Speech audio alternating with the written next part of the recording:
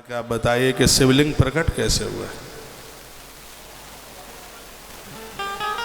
वो सुन लें, शिवपिंडी कैसे प्रकट हुई।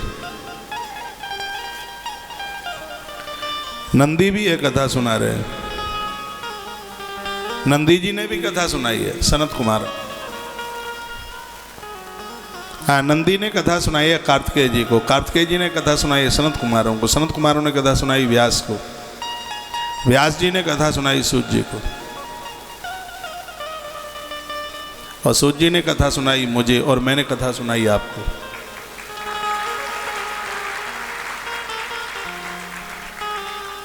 और ऐसे ही ऐसे कथा आज मृत्यु लोक में।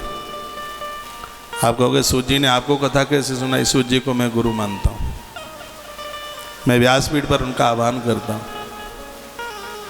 और कभी कभी मैं ग्रंथ पढ़ता हूँ तो मुझे लगता है ग्रंथ है सूत और मैं उसका श्रोता हूँ। तो उसने मुझे सुनाई, मैंने आपको सुनाई।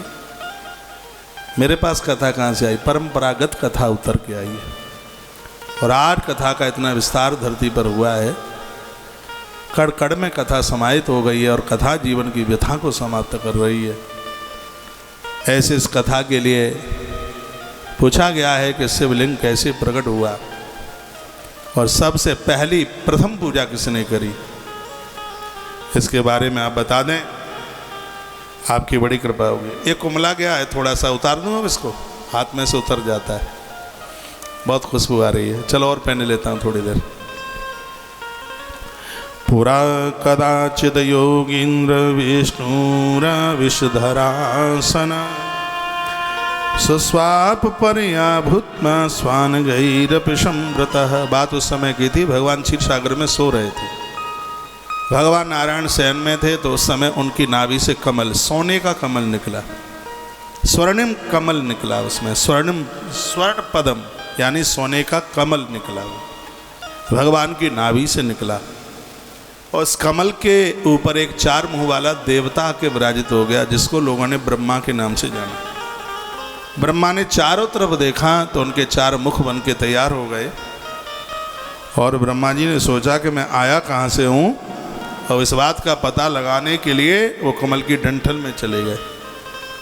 बाहर निकल करके आए तो उनको भगवान नारायण के ऊपर दृष्टि पड़ी और वो नारायण के पास ब्रह्मा जी पहुँचे। और भगवान नारायण ने उनको आते हुए देखा। नारायण मुस्कुराए। आगतम गुरुमाराध्यम दृष्ट्वा यो दृप्तवच्चरेत द्रोहिण तस्य मूढ़स्य प्रायश्चितम विधीयते।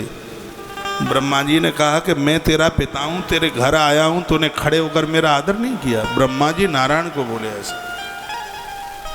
जो लोग अपना बहुत सम्मान चाहते हैं, एक दिन उनका अपमान हो जाता है। सम्मान देने की कोशिश कीजिए, सम्मान पाने की नहीं। बहुत लोगों को सम्मान की भारी भूख होती है, कोई पाम न छूटे तो वो रूठ जाते हैं। पूज्य श्री डोंगरे जी महाराज किसी से पाम नहीं छुपाते थे। भीड़ इतनी होती थी कि लोग टूट पड़ते थे। वॉलंटियर कार्यकर्ता लोग इतना ध्यान रखते थे कि पूज्य डोंगरे जी महाराज के कोई चरण न छू ले। जब कोई उनके कोई चरण छू लेता, पूरा जीवन भर वो दलिया दूध के संग खाते रहे। वो दलिया ही लेते थे, बस दलिया खा करके ही उन्होंने अपना जीवन पूरा किया। दूध में दलिया मिला के, यही उनकी खुराक थी। बड़े सहज सरल। मैंने तो दर्शन किए नहीं हैं, क्योंकि मैंने अपनी सुध संभाली, उससे पहले तो वो दुनिया छोड़ करके चले गए।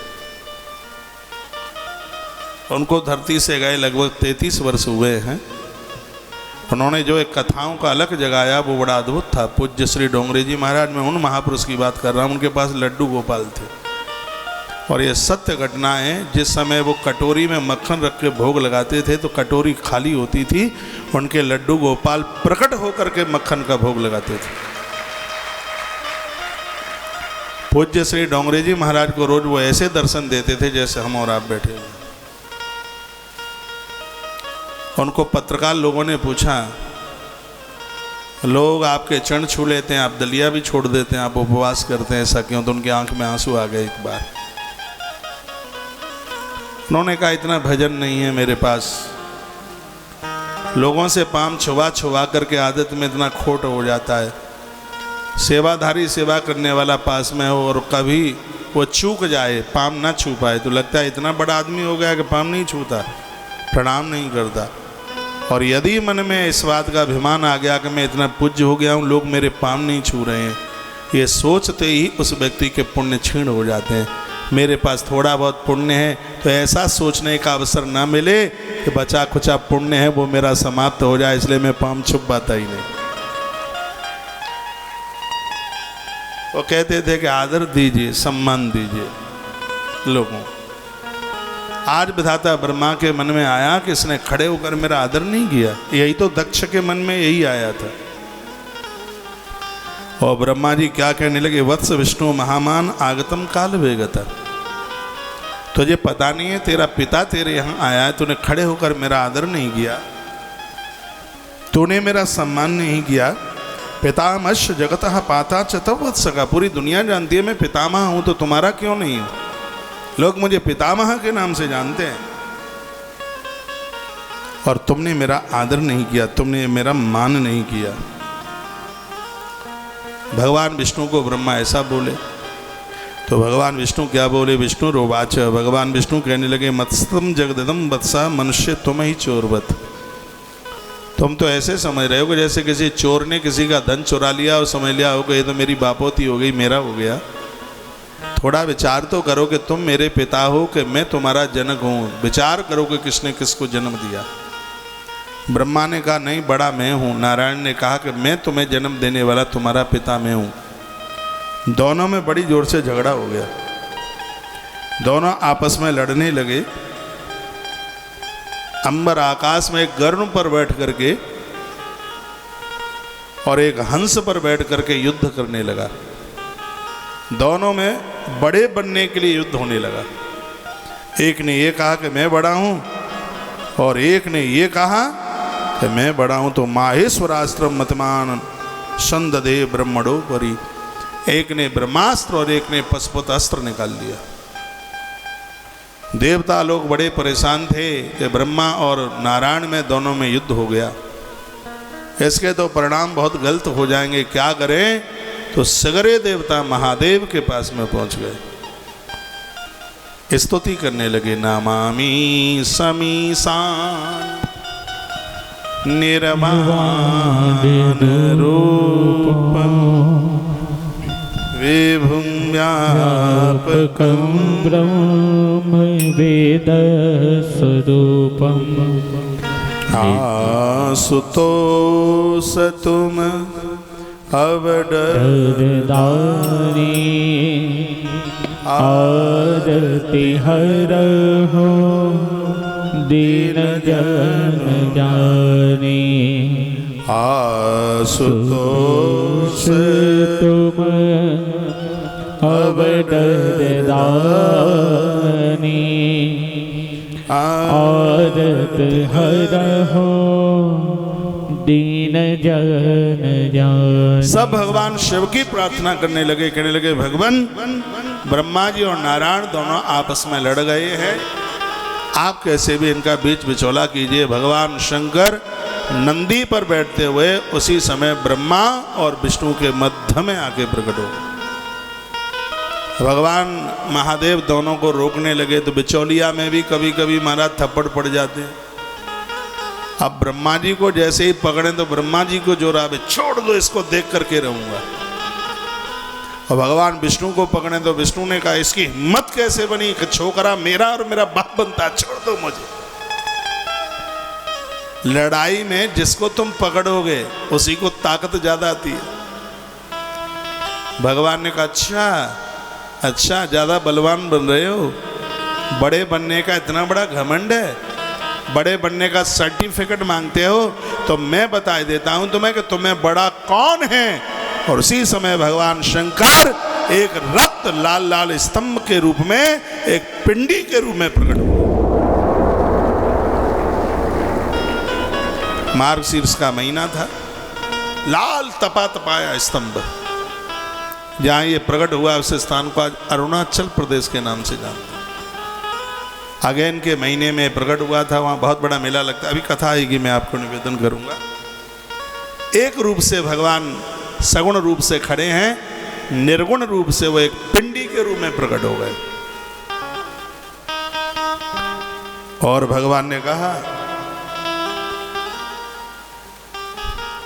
तुम कहते हैं कि हमें बड़ा कौन है, तो मैं कह देता हूं कि जो स्तंभ का और छोर का पता लगा करके आ जावे, पहले जो आ जाएगा वही बड़ा होगा। ब्रह्मा जी तो खुश हो गए। हाल ही पूछा गया कौन किधर जाएगा, तो ब्रह्मा जी ने कहा हम ऊपर जाएंगे, क्यों हंस पर बैठ करके उड़े हैं ना ऊपर, तो उनको लगा कि ऊपर का छोर नज़दीक है, तो मैं जल्दी से पता लगा के आ जाऊंगा। भगवान नारायण ने कहा हम बराबर लेते हैं, जमीन खोदने की ताकत सूकर को बहुत है। तो भगवान वराह बनकर नीचे चले गए और ब्रह्मा जी हंस बनकर के ऊपर उड़ गए। ऐसा वर्णन है कि दोनों पता लगाने के लिए गए, 100 साल नहीं, 1000 साल नहीं, 10,000 नहीं, कई हजार करोड़ों वर्ष व्यतीत हो गए। ब्रह्मा जी ऊपर का पता नहीं लगा पाए और नारायण नीचे का पता नहीं लगा पाए कि वो शिव स्तंभ ऊंचा और गहरा कितना, पता नहीं लगा। मैं निवेदन करना चाहूंगा, इस पूरे मृत्यु लोक में शिव पिंडी जहां प्रकट हुई है, स्तंभ जहां प्रकट हुआ है, उसको अरुणाचल प्रदेश के नाम से जानते हैं। अरुण, अरुण माने लाल, लाल रंग का है प्रकट हुआ, इसलिए आज उसको अरुणाचल के नाम से जाना जाता है। भगवान नारायण को जब करोड़ों वर्ष हो गई और नीचे के छोर का पता नहीं लग रहा था, तो भगवान विष्णु को लगा हो ये तो बहुत बड़ी गलती हो गई, ये तो पिंडी साक्षात शिव स्वरूप है, तो शंकर का और छोर कहाँ होगा, जिसका जन्म ही नहीं है, जिसका प्रारंभ नहीं, तो उसका समापन कहाँ होगा। नारायण को भूल समझ में आ गई और उसी समय भगवान नारायण वापस आ गए शिव के पास। भगवान शंकर ने कहा हरि, लगता है पता लगा के आ गए क्या। भगवान श्रीमन नारायण रो पड़े। उन्होंने कहा भगवान मुझे अपराधी को क्षमा कर दीजिए, मैं आपका पता लगाने के लिए गया, भगवान आपका तो प्रारंभ ही नहीं, तो आपका समापन कहाँ होगा। आप आदि नहीं, आप अनादि हैं, आप अंत नहीं, आप तो अनंत हैं। कौन आपके और छोर का पता लगा सकता है। भगवान मैंने धृष्टता की है, भूल मेरी समझ में आ गई है, मैं वापस आ गया हूँ, मुझे क्षमा कर दीजिए। भगवान ईश्वर शंकर बोले वत्स प्रश्नोस्मि हरे यतस्त्व ईश्वस्मिक्षण नपि सत्य वाक्यम। हे हरि, तुमने सत्य वचन सत्य वाक बोले हैं, इसलिए मेरा वरदान है धरती पर तुम्हारे अनेक अनेक अवतार होंगे। भगवान शंकर ने कहा जो उन अवतारों की पूजा करेगा उसकी मौत में बिगड़ने नहीं दूंगा, ये मैं दावा करता हूँ। ये भगवान शंकर के शब्द थे। मृत्युलोक में तुम्हारे विविध अवतार होंगे और जो उन अवतारों की पूजा करेगा उसके ऊपर महादेव प्रसन्न रहेगा।